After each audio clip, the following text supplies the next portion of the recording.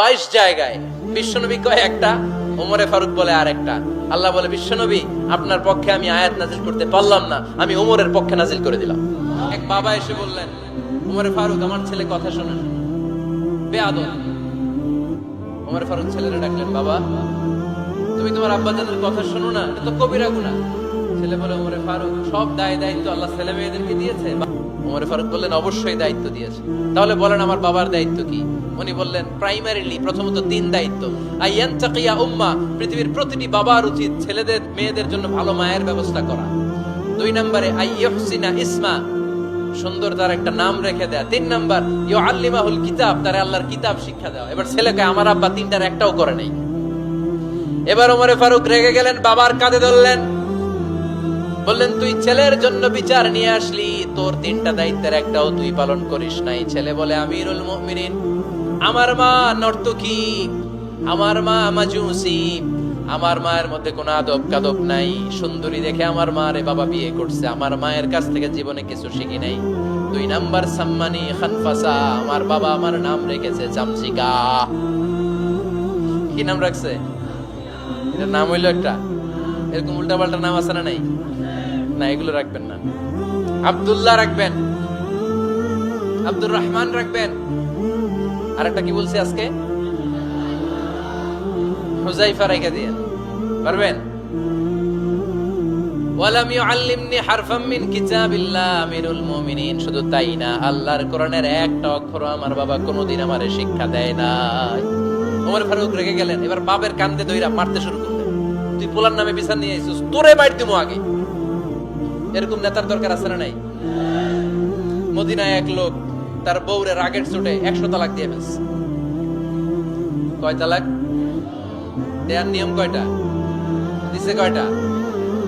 এবার স্ত্রী কাঁদতে কাঁদতে এসে বলে, আমিরুল মুমিনিন দেখেন, আমার স্বামী আমারে রেগে মেগে 100 তালাক দিছে। ওমর ফারুক বললেন, দইরা নিয়ে এটা নিয়ে আসা হলো। ওমর ফারুক বললেন, কয়টা তালাক দিয়েছো? কয় 100টা। কেন দিছো? কয় মাথা গরম আছিল। এরকম আছে না? তালাক দেওয়ার সময় সব তালাক, তুই তালাক, তোর মা তালাক, তোর বোন তালাক, সব তালাক। তালাক দিবে ওয়াইফ রে, দিতেছে সবাই রে। ওমর ফারুক বললেন, দিবে 3টা, 100টা দিলা কেন? কয় মেজাজ গরম ছিল। কয় দাঁড়া, আত-তালাকু মিন শাআইরিল্লাহ, তালাক হচ্ছে আল্লাহর দেয়া বিধানের একটা নিদর্শন, এটা নিয়ে তুই খামখেয়ালি করলি। আমার রায় শোন, আমার রায় হচ্ছে 3 তালাকে তোর বউ তালাক, বাকি 97 তালাক তোর পিঠের উপরে পড়বে। এরকম বিচারের দরকার আছে না নাই? এরকম দৃষ্টান্তমূলক বিচার যদি বাংলার জমিনে দেয়া হতো, আর কোন নারী ধর্ষিতা হতো, আর কোন নারীকে অ্যাসিড মারা হতো, আর কোন নারী যৌতুকের জন্য কান্না করত? একটা অমল লাগবে, বেশি না। কয়টা লাগবে? তিনি গভর্নর সিস্টেম চালু করেছিলেন, governor system, Islamic state. Bahrain, Yemen, মিসর, কুফা, বসরা, মক্কা, মদিনা, এই 7 জায়গায় 7 জন গভর্নর পাঠিয়েছেন, তাদের থেকে তথ্য নিতেন। এই গভর্নর সিস্টেম উনি বানিয়েছেন। সাইয়েদনা আমর ইবনে আল-আস রাদিয়াল্লাহু তাআলা আনহুকে পাঠিয়েছেন মিশরে। মিশরে একটা দৌড় প্রতিযোগিতা হতো।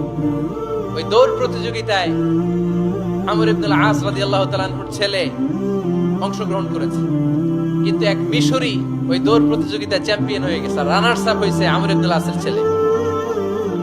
এবার মিশরি ফার্স্ট আর গভর্নরের ছেলে সেকেন্ড।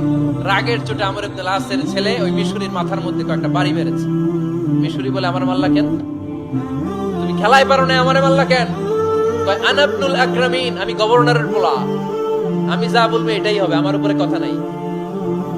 মিশরি ওইখানে আর ঝগড়া বাঁধায় নাই, মনে দুঃখ নিয়ে মদিনায় চলে আসলেন। এসে বললেন, আমিরুল মুমিনিন, আপনি আমর ইবনে আল-আস রাদিয়াল্লাহু তাআলা আনহুকে মিশরের গভর্নর বানিয়ে পাঠিয়েছেন। একটা প্রতিযোগিতায় আমি চ্যাম্পিয়ন হয়েছি, ওনার ছেলে হয়েছে রানার আপ। কেন সে চ্যাম্পিয়ন হতে পারে নাই? এই কারণে আমার মাথায় লাঠি দিয়ে 3টা বাড়ি মেরেছে। বিচারটা দিছে কার দরবারে? কথা বুঝেন নাই বোধহয়? ওমর ফারুকের দরবারে। ওমর ফারুক বললেন, তাই আগামী বছরের অমুক তারিখ আমি সব গভর্নরদেরকে ডেকে হিসাব নিতে, ওই দিন তুই থাকবি, পারবি না? মিশরে বলে, পারবো মানে অবশ্যই পারবো। ওই দিন 7 রাজ্য থেকে 7 গভর্নর হাজির, গভর্নরদের ছেলেরাও হাজির, মিশরীয় হাজির। 7 গভর্নরের কাছ থেকে 7 এলাকার খোঁজ খবর নেয়ার পরে ওমরে ফারুক বললেন, আইনাল মিসরি, মিশরী লোকটা কই, এদিকে আয়। মিশরী সামনে আসার পরে বলল, আমর ইবনুল আস, তুমি মিশরের গভর্নর, তোমার ছেলে সহ তুমি আসো। আমর ইবনুল আস এসে সামনে বসে রইলেন। এবার বললেন, ও আমর ইবনুল আসের ছেলে, তুমি নাকি ইবনুল আকরামিন গভর্নরের ছেলে, তুমি যা বলবা মিশরে নাকি তাই হবে, তোমার নাকি অনেক দাপট। নিজে একটা লাঠি এনে মিশরীর হাতে দিয়ে বলল, এবার তোর মাথায় যতটা মারছে তুই ততটা গুনে গুনে মার, আমি দেখবো।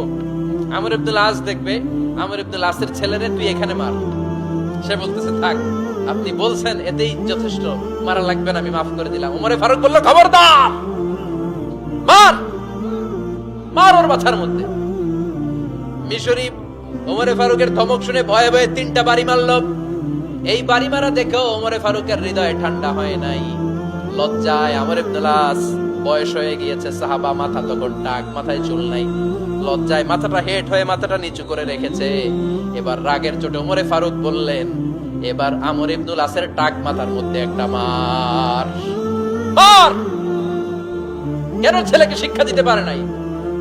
ইয়া আমর ইবনুল আস, মাতা জাআলতুমুন নাস আবিদা, তোমরা কখন মিশরীদেরকে নিজেদের দাস বানায় নিলা? ওয়াকাদ ওয়ালাদাতুম উম্মুহুম আহরারা, আর ওদের মায়েরা তো ওদেরকে স্বাধীন সন্তান হিসেবে প্রসব করেছে। মানুষদের উপর ক্ষমতাগিরি করার জন্য গভর্নর পাঠাই নাই।